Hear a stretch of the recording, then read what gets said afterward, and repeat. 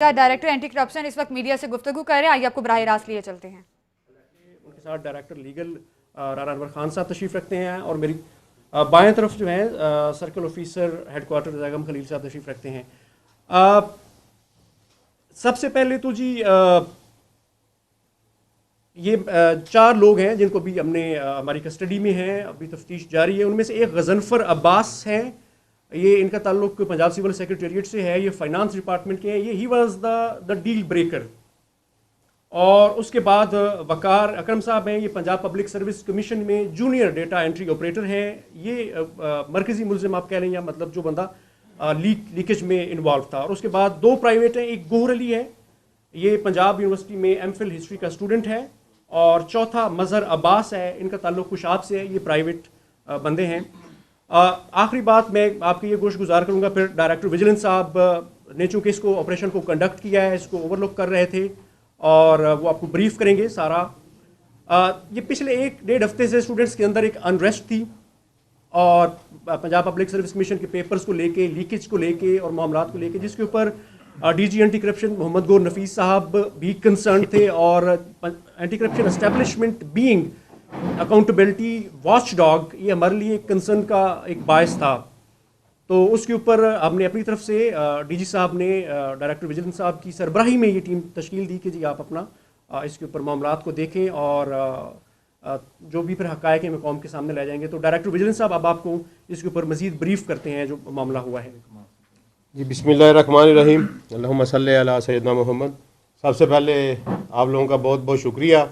और दूसरी बात यह है कि आज हमारे captain of the team director general Gauhar Nafees साहब ऑफिशियल टूर पे हैं साहिवाल रीजन के, तो उसकी वजह से मैं उनकी नुमाइंदगी आपके सामने कर रहा हूँ। और मैं अपनी बात के आगाज़ से पहले थोड़ा सा आपको इंट्रो देना चाहता हूँ इस हवाले से कि पंजाब पब्लिक सर्विस कमीशन जो है ये हमारा बड़ा सैंक्टिटी वाला अदारा है, और ये वो अदारा है कि जहाँ से निकलने वाले लोग जो हैं वो अल्टीमेटली इस मुल्क की भागदौड़ संभालते हैं। वो चाहे लेक्चरर हों, चाहे पुलिस में जाएं, चाहे पीएमएस में आएँ, चाहे एक्साइज में जाएं, लेकिन ये तमाम अदारा जात की जो अल्टीमेट सरबराही है वो उन लोगों के हाथों में आती है जो पंजाब पब्लिक सर्विस कमीशन के दरवाजे से गुजरे हुए होते हैं। हम खुद इसकी एक मिसाल हैं। I hail from a middle class family, और अगर मेरिटोक्रेसी ना होती, Punjab public service commission merit पे डिलीवर ना कर रहा होता, तो शायद हम कभी भी ऑफिसर मजिस्ट्रेट या असिस्टेंट कमिश्नर ना बन सकते। तो इस हवाले से बहुत ज़्यादा कंसर्न था, क्योंकि ये हमारा अदारा ऐसा है जो साल से मेरिट के ऊपर डिलीवर कर रहा था, लेकिन कुछ काली बेड़ें, कुछ गंदी रूहें इसमें घुस आई थीं, जिसकी वजह से एक कंटिन्यूस अनरेस्ट पिछले 3-4 मंथ से चल रहा था, और पूरे का पूरा अदारा हमारा भी बदनाम हो रहा था, और हमारा फ्यूचर जो है हमारे इंस्टीट्यूशंस का वो एट स्टेक, एट रिस्क आया हुआ था कि जब इसमें हराम खिलाने वाले और हराम खाने वाले आएंगे तो आगे आके वो अदारों को कैसे संभाले थे। तो इसलिए एंटी करप्शन की being a single anti corruption body in the province, ये हमारा फ़र्ज़ था कि हम इसके ऊपर काम करते। तो ये हमारी इंटरनल एक मीटिंग हुई, उसमें डायरेक्टर जनरल गौहर नफीस साहब ने इसको अप्रूवल दी, टीम कॉन्स्टिट्यूट की, मेरे साथ मेरे रुफ़क़ाकार थे कि जी आप इसके ऊपर काम शुरू करें। मैं आपको सारी स्टोरी अब इसकी बताता हूँ कि ये चक्कर क्या था। हमने कुछ सोर्स अपने डिप्लॉय किए डिफरेंट जगहों पे कि हम पता करें, तो हमें पता चला कि अगला पेपर जो है वो तहसीलदार का आने वाला है, 15 दिन पहले की बात है। तो हमने उस पर काम करना शुरू किया। एक बंदा जो है वो मंजर आम पे किसी सोर्स के ज़रिए हमारे सामने आया, लेकिन दे वर सो क्रुक पीपल। उन्होंने कहा जी उस वक्त तक बात हो ही नहीं सकती जब तक आप रोल नंबर स्लिप जो है वो अपनी शो नहीं करते कि आप कैंडिडेट भी हैं कि नहीं हैं। ये फिर हमारे लिए एक मसला था। वो फिर हमने एक रोल नंबर स्लिप वाला बंदा अरेंज किया जिसने अप्लाई किया हुआ था, उसकी बकायदा ग्रूमिंग की 2-3 दिन अपने पास रख के। ग्रूमिंग करने के बाद फिर हमने उसको लॉन्च किया। फिर हमारी 3-4 दिन से डील चलती रही। ये 15 लाख रुपया पर पेपर मांग रहे थे, 2 पेपर थे तहसीलदार के, और ये 15 लाख रुपया पर पेपर पे हमारी इनसे बात चलती रही, और कल शाम हमारी इनसे बात 8 लाख रुपये पर पेपर में तय हो गई। ठीक है जी। तय होने के बाद इन्होंने कहा जी कि अब आप दोबारा रब्ता हमारे साथ 11 बजे करें, उससे पहले रब्ता नहीं आपने करना। देवर सो क्रू को बड़ी साइंटिफिकली ऑपरेट कर रहे थे। नंबर व्हाट्सएप का बदल के यूज़ करते थे और डिवाइस से व्हाट्सएप यूज़ करते थे, सिम से व्हाट्सएप यूज़ नहीं करते थे, जिसकी वजह से हमें लोकेशन और डिटेक्शन में भी प्रॉब्लम आ रही थी।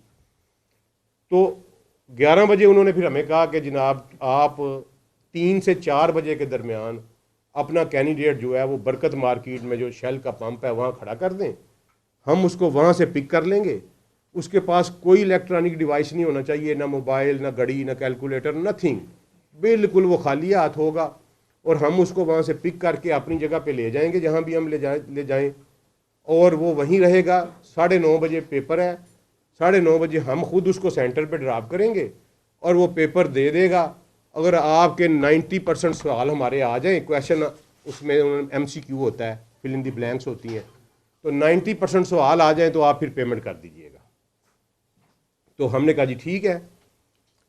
उसके बाद फिर हम आए 11 बजे, उन्होंने हमें ये क्लियरेंस दे दी कि आप दे दें। फिर हमने आगे 12 बजे दफ्तर खोला, दफ्तर खोल के हमने अपनी पेपर प्लानिंग की। पहले पेपर प्लानिंग करने के बाद 1:15 बजे हमने जाके एक मॉक एक्सरसाइज की कि कहाँ कहाँ हमने डिप्लाई करना। धुंध बड़ी शदीद थी, सर्दी बहुत ज़्यादा थी, तो फिर वो हमने मॉक एक्सरसाइज की बाकायदा कि कहाँ हमने डिप्लॉयमेंट करनी है। यहाँ की तरफ से आएगा तो कौन पीछा करेगा, यहाँ की जहाँ चला जाए, फिरोजपुर रोड की तरफ चला जाए तो कौन पीछा करेगा, कैंपस की तरफ चला जाए, अंदर घुस जाए गार्डन टाउन में तो कौन पीछा करेगा।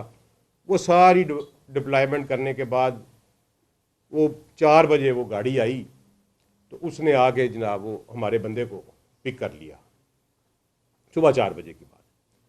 जब उसने पिक कर लिया तो फिर हमने उनको फॉलो करना शुरू किया। तो वो फिर उन्होंने पहले हमें गेड़ियाँ दिलाई कि कोई, वो भी ज़ाहिर है तसल्ली कर रहे थे कि वो पिक तो नहीं कर रहा। फिर उन्हें 1-2 लोग और पिक किए, एक गाड़ी और उनके साथ शामिल हो गई। फिर वो डिफेंस गए, वहाँ से 2 लड़कियाँ एक गाड़ी में उनके साथ उसी कारवां में शामिल हो गई, फीमेल स्टूडेंट थी, शायद उनके साथ भी उनकी डील थी। उसके बाद वो कोई तकरीबन 5:30 बजे के करीब आके तो वो पंजाब यूनिवर्सिटी में एंटर हो गए, हॉस्टल वाला जो गेट है बरकत मार्केट के साथ। तीनों गाड़ियाँ जो थीं वो वहीं एंटर हो गई। तो वहाँ फिर थोड़ा सा पॉइंट ऑफ कंसर्न बन गया हमारे लिए। मैं भी फिर उधर था, बलोच साहब भी थे, बाकी टीम हमारी आगे गई हुई थी कि अब पंजाब यूनिवर्सिटी के हॉस्टल पे ऊपर रेड कैसे करें। तो ये अल्लाह का ये करना हुआ कि हमारी मदद अल्लाह ने करनी थी।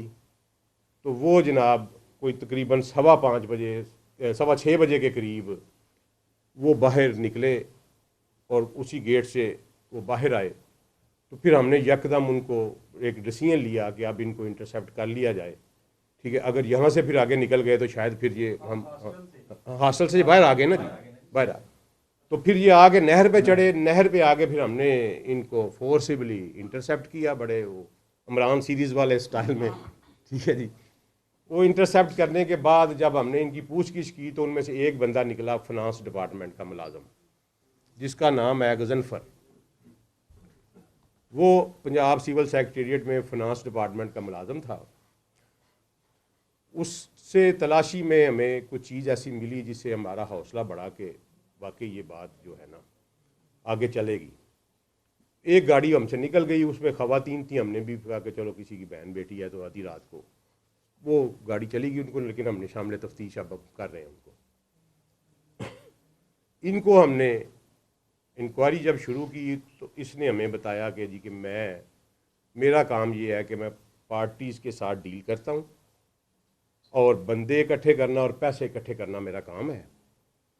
और आगे एक बंदा है, उसका नाम क्योंकि वो अभी मेरी टीम में गई हुई हैं उसकी गिरफ्तारी के लिए, तो मैं माज़रत आपके से वो सीगा राज में रख रहा हूँ, तो इंशाल्लाह अपडेट कर देंगे।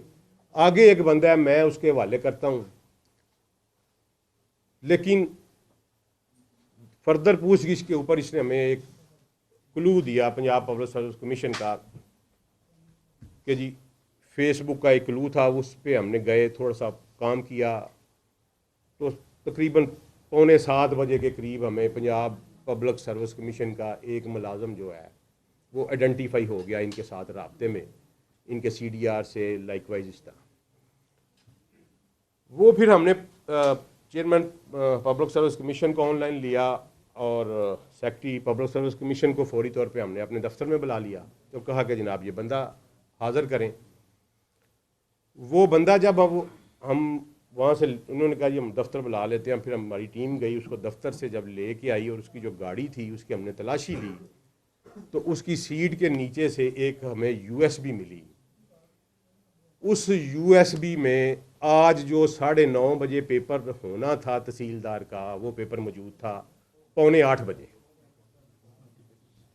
और बाकी पेपर्स भी थे पहले के जो हो चुके थे।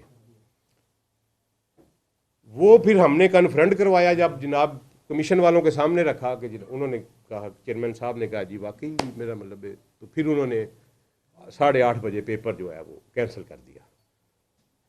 तो उसके बाद फिर हमने फर्दर इन्वेस्टिगेशन शुरू की, तो पता चला कि ये ग्रोह जो है, ये इन्होंने अभी तक जो हमारे सामने कन्फेस किया है, इन्होंने सबसे पहले लेक्चरर डिप्टी अकाउंट ऑफिसर का पेपर बेचा, फिर इन्होंने लेक्चरर केमिस्ट्री का पेपर बेचा, फिर इन्होंने लेक्चरर एजुकेशन का पेपर बेचा, फिर असिस्टेंट डायरेक्टर एंटी करप्शन का पेपर बेचा, फिर उन्होंने इंस्पेक्टर एंटी करप्शन का पेपर बेचा, और अब इन्होंने तहसीलदार का ये पेपर बेचा। ये अभी तक इनका कन्फेशन है, और अभी तक जो तफ्तीश हमारी जारी है, फाइनल कंक्लूजन नहीं है।